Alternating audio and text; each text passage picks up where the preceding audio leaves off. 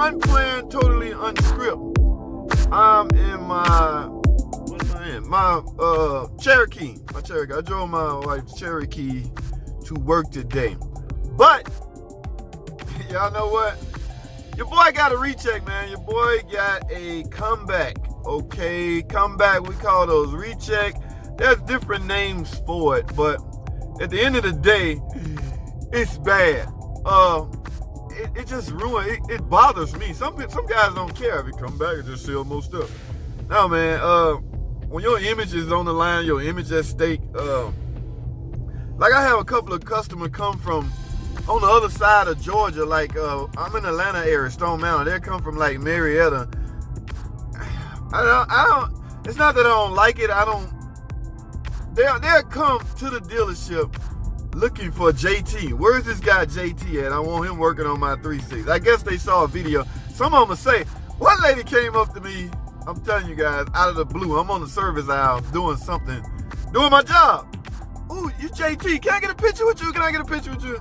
Now I think she had it was Oriental, one of my Oriental friends. It was a friend, nice young lady in college girl. Well, anyway, she brought a PT up there. I had worked on it a while back. And I guess she found out I'm the same guy that she had been watching videos because I never mentioned it. And she's always, I was seen on YouTube why a guy told me to do that. Whole time in my mind, I'm going, she talking about me. Because I remember communicating her on YouTube via text, via comments. But, I don't like to do that because at the end of the day, I'm at work and I don't know how owners may perceive that. I'm not moonlighting or stealing customers from. I'm doing the work at the dealership, so you would think they wouldn't mind. I don't have a shop, so I have no choice. I'm not letting the car up in the air at my house to do a freaking timing belt or anything like that. I'm not Tim at Astro Auto Repair. That guy would do anything on the ground. Jackson, of course, but he's set up that way. Tim Astro Auto Repair. Y'all go check him out. I'll put a link in the bottom. But I'm not set up like my man Tim. So I have to tell these customers, look, you have to come to the shop, and which means you will be at the shop's mercy as far as what they charge. I can't give you a special JT discount or JT rate. There is no JT rate because there is no JT shop. JT has rules he had to abide by. Man, I done got way off subject. Guys, my point is, it is 11:20, 11:18. This is my cell phone. Y'all see that? 11:18. I had to sneak and run to the house. Y'all know I stay 5 minutes away, but due to traffic, it's more like 20 minutes now. The reason I had to sneak home, I told you I got a recheck. Lady brought her van back. Transmission. It's not a transmission, guys. Now, I'm gonna tell y'all what they did. They didn't know I just worked on the car, so they let one of the oil change guys or one of the porter guys check the fluid. Lo and behold, this guy, there ain't no fluid in it. And then I guess after they looked at the history and the paperwork, well, JT just worked on it. He down there, get him up here. JT! So here I come. What's up, man? What's up? You just worked on this thing. You didn't put no fluid in it. Okay, this is a van now with a 62 TE. Mind you, they take a special dipstick. And sometimes that special dipstick, even the dipstick that it calls for, guys, will not go all the way in the bottom. It's a ball on the end of the dipstick. But sometimes, in some cases, if you don't know how to finagle it, it will not touch the bottom. So this guy stuck it in there. It pegged out, so he pulled it back up. Nothing on the stick. He go in the office. There's no transmission fluid in it. God damn it, JT. I go up front. Two things wrong with this whole picture. Number one, the transmission fluid level is on point. And number two, it's not even a freaking transmission problem. Okay? It's a freaking misfire. Now, granted, that's also my fault because I did a tune-up and transmission work. That's the one I put the cam phasers on. They bought they bought the spark plugs along with it. So guys, I'm frustrated. I grabbed my dipstick. He done went and pulled all this fluid on it. I forgot about that part. He filled it up more with fluid. Kept putting the dipstick in. Mind you, the dipstick not hitting the bottom. He pulled it back out. Damn, there's still nothing in here. He must have put nothing in here. So he added another gallon All right, by then it's touching the bottom of the dipstick. He goes tell the boss, I just put a gallon in it. Now I'm really looking bad. So by the time they call me up there, man, just give me, I don't want nobody touching nothing I just worked on. Okay, I like to unexpose my own self. I like to handle my own problem. If I just worked on it the day before, by all means, give it back to me. It don't matter if it's a new problem. It's likely not a new problem. It's hard to convince a customer you got a new problem right after they just picked their car up. No, it's not. It's obviously something happened. And I'm going to tell y'all what happened, guys. I'm going to go to a break right quick. I'm going to tell y'all exactly what happened. All right, stay tuned. All right, the tune-up, the job that I did, cam phases. Y'all remember that video? I put it right here. I did cam phase. I didn't actually show me doing the cam phase. I talked about it. I remember now. Anyway, they bought a trans service and a tune-up along with it. Okay, I like to drop my pan and replace filters, guys. This trans flush stuff, I ain't no big fan of that. You got to get that old dirty filter out. All right, I did that. Now, I did all of that to best of my knowledge, how it's supposed to be done. I know how to do this stuff. Here's what happened, guys. During that tune-up, I remember, in the process of pulling those coils off of the spark plugs, I know how a 3-6 set up. The coil, it goes all the way in the bottom, and they stick all the time. I showed y'all the way how to avoid that. Watch this video right here. The lube that you put on the boot. Anyway, the boot got stuck in. It's like, oh God, please don't break. I have extra coils just for this reason. So I finally got it out, but the coil has separated. The boot has separated from the coil. So it's likely the perfect connection was ruined. Guys, I forgot. Because after I put all the spark plugs in, I went back in with that same coil. Typically, normally, I would go in with one of my known good spare coils. You can't go back to a customer and ask them for another $100 for a coil that broke in your possession. You can, but it would look extremely unprofessional. So I try to avoid that all the time. My remedy around that is just store extra coils, known good coils. From the engine we replaced. A lot of the engines that I replaced, I just tend to keep some of the coils. All right, I forgot to do that. So, turned out the slipping or the so-called surging in the transmission was not transmission at all. It was under a load. So she would flow it. That's when a secondary ignition is more noticeable. Under a load, up a hill, things like that. So she came back, and when she mentioned the word transmission, they automatically, yep, JT just worked on the transmission. After they found out I worked on it, again, if I get a comeback or recheck, I'm talking out of the side of my ear right now, but my manager knows this. And on top of that, I was here this day. So there was no reason for this car to end up at another guy's hand. And I done got all off track on why I'm even driving right now. Guys, I left my scan tool at home. Y'all know I stay 5 minutes away. I had to jump in my car. Without this, I am totally lost. There is no me. Without this, there is no me. Without this, there is no diagnostic ring. This is the most important tool in my toolbox. I can go without physical tools. The wrench, the 10mm wrench. That is the most used tool in the Chrysler dealerships. 10mm period, whether it be a wrench or a socket. That is the most used tool. But no, this has taken the place of that.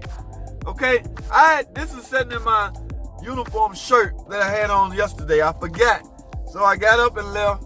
I'm at work. I get some tickets. Diagnose. I'm tearing the cars up, tearing the house up looking for my part, or tearing the garage up. It's my toolbox. I can't find it. Lo and behold, I remember it's probably in my shirt I had on yesterday, the uniform shirt. So I had to jump in my car, go home, and get this. All right, now as far as that recheck go, I did that yesterday. I ended up having to borrow somebody else's tool. Well, here we are today. I'm thinking, God, I hope I left it at home. When I went home yesterday, it was in my pocket, in my shirt, but I forgot to grab the shirt this morning. So I had to run back home and get my most used tool in the whole wide world. To me, that and this equal ching ching money. 1 + 1, ching ching. Okay, now if I don't have this, I can use the computer at the job. But man, guys, you wouldn't believe how important this is. And some of the guys, Keith with New Level Auto. Keep a New Level Auto say he have a subscription with Chrysler, so he probably familiar. And Tom Cook know what I'm talking about. There's another Chrysler guy on my site be following me. They know what I'm talking about. No, this is not a scan tool per se, but it acts as a scan tool. I guess you can call it an interface. You plug this in, guys. The new age, the diagnostic is going toward the skies, okay? The World Wide Web, the internet, all right? So when I plug this, I have to get on a server, which means I have to have some form of hotspot on this device that will link me to the internet, okay? And actually, Chrysler probably can see, matter of fact, I'm sure they can. Everything I'm doing, when I'm diagnosing, they probably can sit there and watch. Let me see how JT do it. Because one time, I'm not going to say all the time, one time a Chrysler rep called me to ask me what did I do to a particular car because he didn't get a phone call back from me. And they normally do. I feel bad for them guys because them guys want to know if them helping you actually work. Guys, from time to time, I have to call engineers.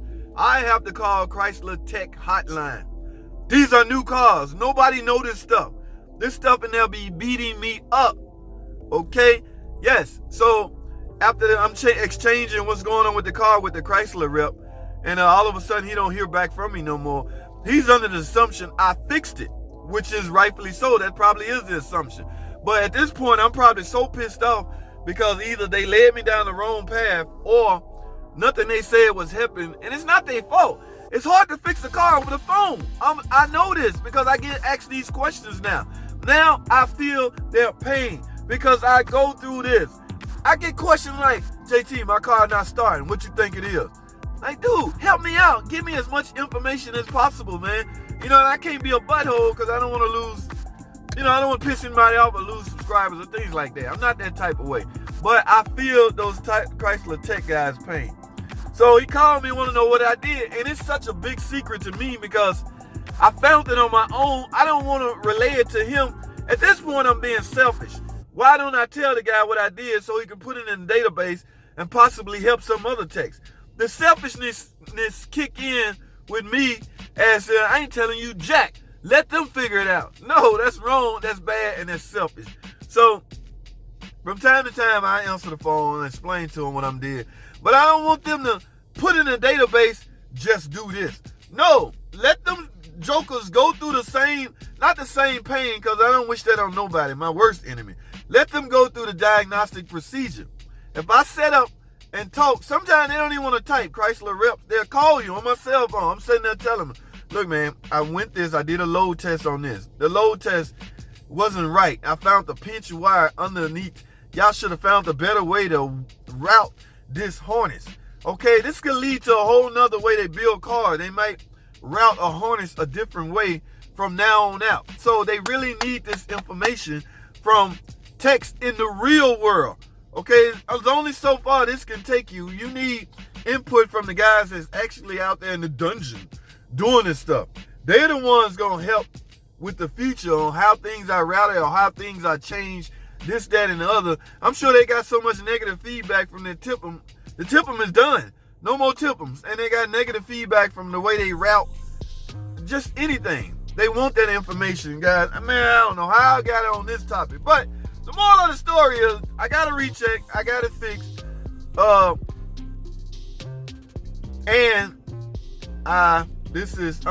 My whole livelihood is solely dependent on this little box.